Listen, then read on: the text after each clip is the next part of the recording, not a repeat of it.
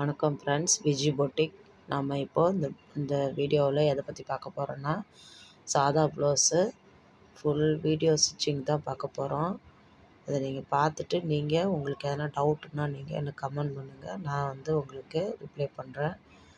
இதில் நம்ம என்னென்னா 2 ப்ளவுஸு, இது ஒரே ஆள்து 2 ப்ளவுஸு ரெண்டுத்தையும் ஒன்றா போட்டு வெட்டியாச்சு. ஸ்டிச்சிங் வீடியோவும் இருக்குது. நம்ம சேனலில் போய் பாருங்கள், ஸ்டிச்சிங் வீடியோவும் இருக்குது. இவங்க 80 சென்டிமீட்ரு ஜாக்கெட்டு தான் பிட்டு எடுத்துகிட்டு வந்திருந்தாங்க. இவங்க அளவுக்கு 80 சென்டிமீட்ரு கொஞ்சம் பத்தலை. அதுக்கேற்ற போல் நம்ம கொஞ்சம் கொஞ்சம் எங்கெங்கெல்லாம் நமக்கு துணி பத்தலையோ அங்கெல்லாம் ஜாயிண்ட் போட்டு வச்சு தைச்சிட்டு இருக்கிறோம். நமக்கு பேக் சைடில் இடுப்பு மடித்து தைக்கிறதுக்கு ஹைட்டு பத்தலை. அதனால் நம்ம ஜாயிண்ட் போட்டு தைச்சிட்டோம். நம்ம இப்போ இந்த வீடியோவில் என்ன பார்க்க போகிறோன்னா, இப்போ நான் இன்னும் பிகினராக இருக்கேன். இப்போ தான் நான் கற்றுக்கிட்டேன். இப்போது கொஞ்சம் கஸ்டமர்லாம் ஹேண்டில் பண்ணிகிட்ருக்கேன்.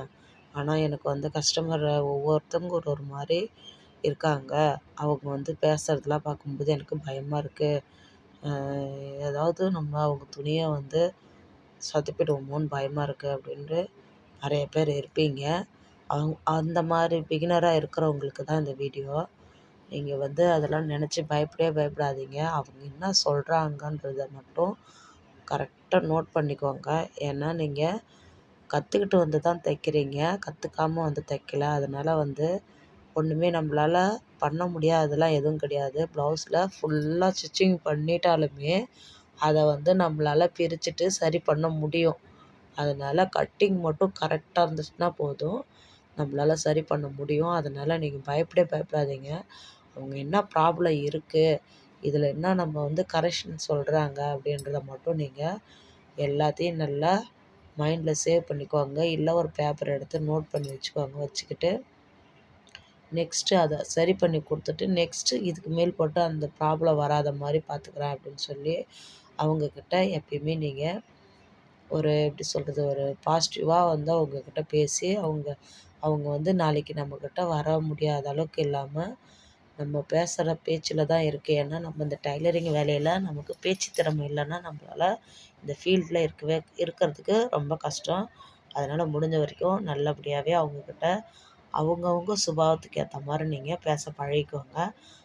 அவங்க என்ன ஃபீல்டில் இருக்காங்க, அவங்க எப்படி பேசுகிறாங்கன்னு பார்த்துட்டு அதுக்கேற்ற மாதிரி நீங்களும் அவங்கக்கிட்ட நல்ல முறையில் பேசி அனுப்பிச்சி விடுங்க. அப்போ தான் அடுத்தது அந்த அந்த அந்த ப்ராப்ளத்தை நீங்கள் சரி பண்ணி கொடுத்து அனுப்புறதுல தான் அவங்க அடுத்து நம்மக்கிட்ட துணி எடுத்துகிட்டு கொடுக்கறதுக்கு யோசிப்பாங்க. அதுக்கேற்ற மாதிரி நீங்கள் அந்த ப்ராப்ளத்தை சரியான முறையில் சரி பண்ணி அனுப்பிச்சி விடுங்க.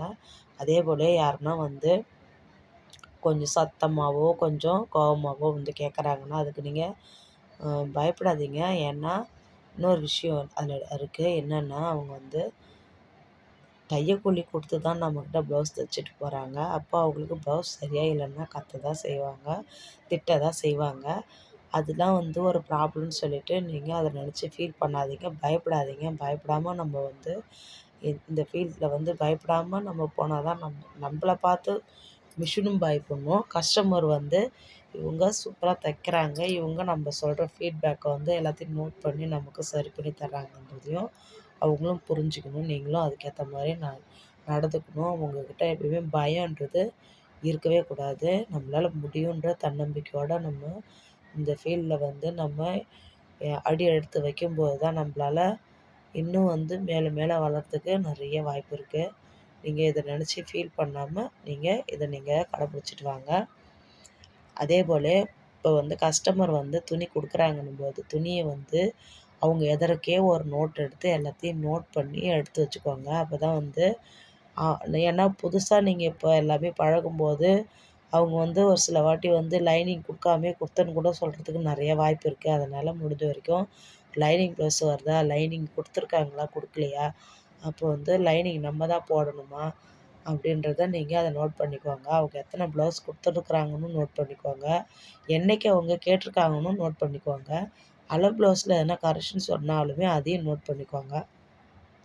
அது மாதிரி நோட் பண்ணி நீங்கள் எடுத்து வச்சிட்டிங்கன்னா, இப்போது நீங்கள் இன்னைய ஒர்க்கு முடிச்சுட்டு நாளை ஒர்க்குக்கு நைட்டு நீங்கள் கட்டிங் போட்டு எடுத்து வைக்க போகும்போது, அதை கட்டிங் போடுறதுக்கு துணி எடுக்கும்போதே அந்த நோட்டை எடுத்து நீங்கள் புரட்டி பார்த்தீங்கன்னா தெரிஞ்சிடும். நாளைக்கு யாருக்கு கொடுக்க போகிறோன்னுட்டு அவங்க துணியை எடுத்து நம்ம கட்டிங் போடும்போது, அவங்க என்னென்ன கரெக்ஷன் சொல்லியிருந்தாங்க அது எல்லாத்தையுமே நோட் பண்ணிக்கணும்.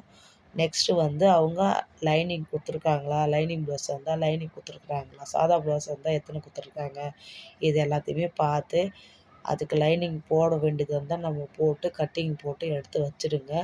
நம்ம காலையில் உட்காந்து தைக்கிறதுக்கு ரொம்பவே ஈஸியாக இருக்கும். பயப்படாமல் இந்த இந்த தொழிலை பொறுத்த வரைக்கும் பயப்படாமல் செய்யுங்க. அப்போது நீங்கள் அதுவே நீங்கள் அந்த மாதிரி செய்ய செய்ய அதுவே நமக்கு பழகிடும். அதனால் வந்து என்றைக்குமே தன்னம்பிக்கையோடு நம்மளால் முடியும் அப்படின்ற ஒரு தன்னம்பிக்கையோட இந்த ஃபீல்டில் அடுத்தடுத்த அடி எடுத்து நம்ம நடக்கிறதுக்கு பழகிக்கணும்.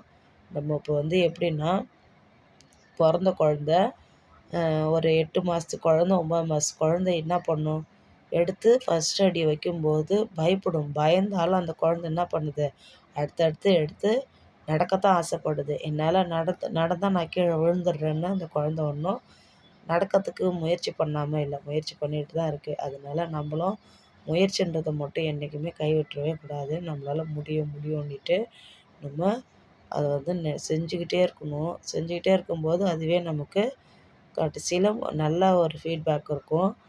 நம்ம குழந்தையிலேருந்து தான் பெரியவங்களா இருக்கிறோம். நம்மளால் முடியாதது ஒன்றும் கிடையாது. பழசை நம்ம நினச்சி பார்த்தாலே நம்மளால் முடியும். இந்த வீடியோ உங்களுக்கு பிடிச்சிருந்தா லைக் பண்ணுங்கள், ஷேர் பண்ணுங்கள், கமெண்ட் பண்ணுங்கள்.